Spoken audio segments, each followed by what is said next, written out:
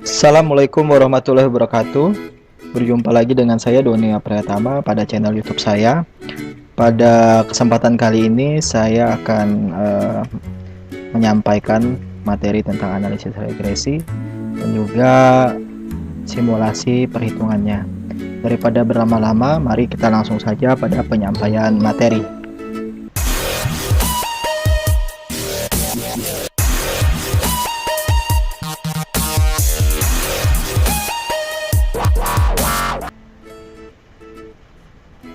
Pertama, sebelum kita memasuki perhitungan simulasi, lebih baik kita harus memahami terlebih dahulu tentang analisis regresi. Nah, sebelumnya kita sudah mempelajari tentang penghitungan dengan teknik korelasi yang bertujuan untuk mencari arah dan kuatnya hubungan antara dua variabel. Selanjutnya ada juga uji T di sini, perbandingan gitu ya. Kemarin kita sudah pelajari juga yang mencari perbedaan atau uji beda atau uji perbandingan dari dua variabel. Selanjutnya analisis regresi gitu ya. Pada materi hari ini digunakan untuk melakukan prediksi gitu. Seberapa jauh perubahan nilai variabel Y jika ini yang penting, jika nilai variabel X dimanipulasi, diubah-ubah atau dinaik turunkan. Jadi bayangannya seperti ini, jika X-nya kita naik turunkan, Y-nya naik berapa atau turun berapa. Jadi seperti itu. Jadi ini bertujuan untuk memprediksi Y ketika X dinaik turunkan. Oke, lanjut. Ini contoh. Nah, ini misalkan contoh ya, ada anggaran untuk iklan dinaikkan sebesar 50% dari tahun lalu. Berapa? Jadi sebuah perusahaan itu mencoba untuk menaikkan jumlah iklan, anggaran untuk iklan gitu ya, sebesar 50%. Nah, berapa prediksi perubahan naik turunnya penjualan? Nah, iklan dinaikkan 50% dan penjualan tuh naik atau turun. Kalau naik berapa, kalau turun berapa. Oke, jenis regresi itu ada dua, ada regresi linear sederhana dan juga ada regresi ganda. Yang pertama, regresi linear sederhana itu meramalkan atau memprediksi perubahan variabel dependen Y jika variabel independen X dimanipulasi, dirubah atau dinaik turunkan. Sama seperti tadi ya, jika iklan jadi ketika iklan dinaik turunkan, penjualan X Y-nya naik berapa atau turun berapa. Jadi kita memprediksikan Y-nya ini. Nah, kalau regresi ganda itu meramalkan perubahan variabel independen Y jika atau dua lebih variabel independen X dimanipulasi. Jadi di sini ada dua variabel X ya, di iklan dan kualitas SDM atau sales gitu ya. Nah, ketika nilai iklan atau kualitas SDM dinaik turunkan, berapa atau prediksi penjualan penjualan Y gitu ya.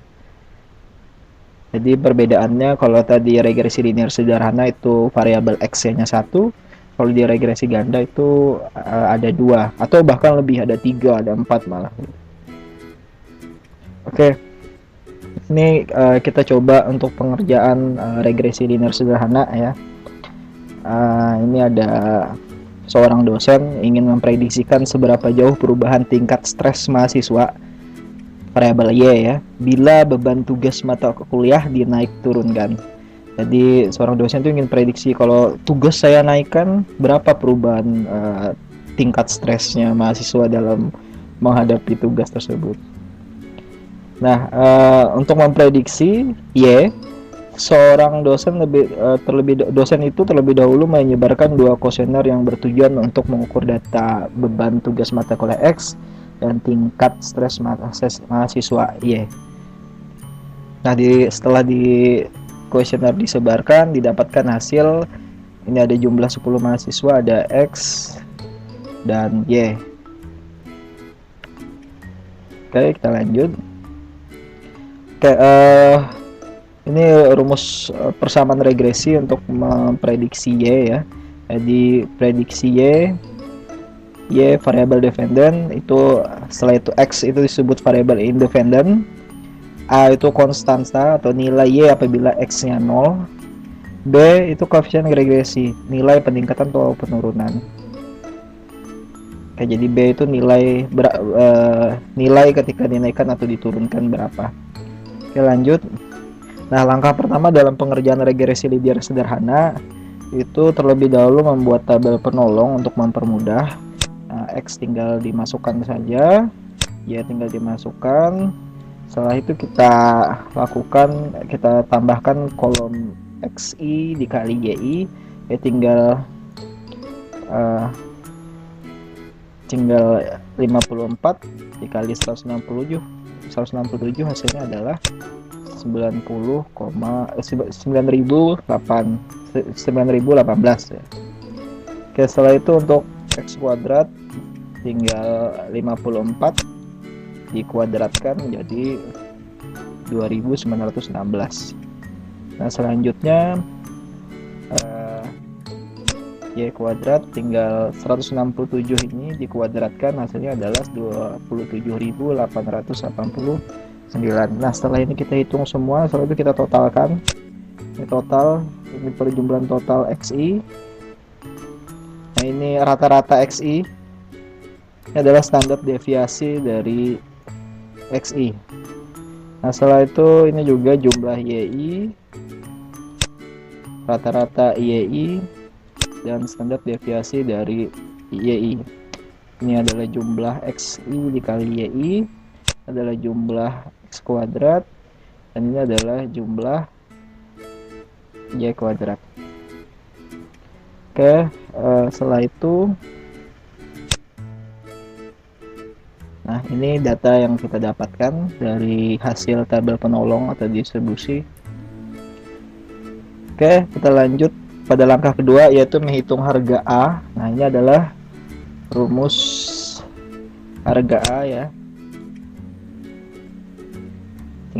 Pengerjaannya tinggal dimasukkan ke dalam rumus nilai-nilai tadi.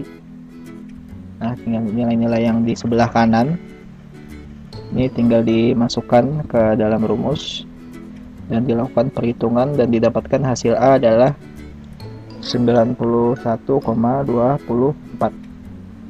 Oke, lanjut. Setelah harga A sudah didapatkan, kita lanjut menghitung harga B. Nah, ini harga B. Ini rumus B ya. Rumus B di buku juga ada, bisa dilihat. Dan hasil dari tabel penolong tadi kita masukkan ke dalam rumus. Nah, itu didapatkan hasil dari perhitungan itu, dapat hasil B-nya sama dengan 1,35. Oke, lanjut. Nilai A dan nilai B sudah kita dapatkan. Lanjut ke langkah ketiga, yaitu menyusun persamaan regresi. Tadi kita sudah di atas tadi sudah kita ketahui bahwa rumus regresi, persamaan regresi, yaitu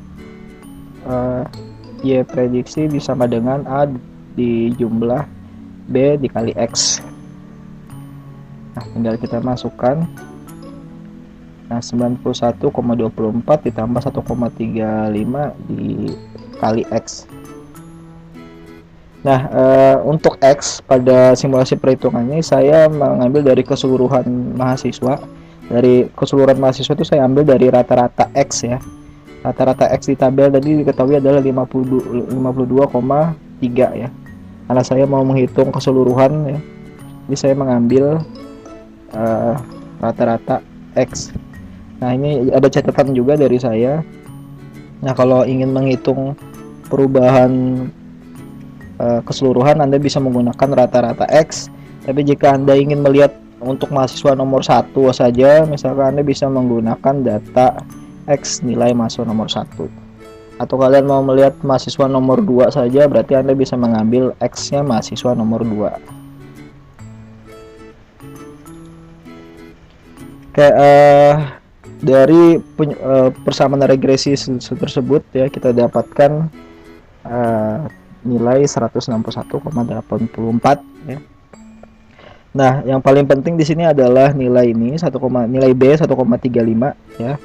Dari persamaan regresi di atas dapat diartikan bila beban tugas MK mata kuliah X bertambah 1 poin ya, ini pengandaian, maka tingkat stres mahasiswa akan bertambah 1,35. Nah, jika turun 1 poin X-nya gitu ya, maka akan berkurang 1,35. Jadi 1,35 ini adalah nilai perubahan jika X dinaik turunkan. Nah, untuk mempermudah ada skema. Ini skema keseluruhan siswa saya menggunakan rata-rata. Kita lihat di tabel, jadi rata-rata X 52,3 dan rata-rata Y 1601,8 ya. 1 poin. Nah, misalkan ini pengandaiannya, jika rata-rata X kita naikkan 52,3, kita naikkan 1 poin gitu ya, jadi 53,3. Nah, berapa perubahan rata-rata Y? Nah, di sini bisa kita lihat ya perubahannya di sini. Ini kita tambahkan 1 poin jadi 53,3. Nah, ini rata-rata 161,8 ditambah nilai B 1,35, jadi hasilnya adalah 163,15 ya. Ini skema ketika rata-rata X ditingkatkan 1 poin. Jadi rata-rata Y akan menjadi seperti ini. Oke, ini kan keseluruhan, Pak. Bagaimana kalau saya mau menghitung mahasiswa nomor 1 saja gitu.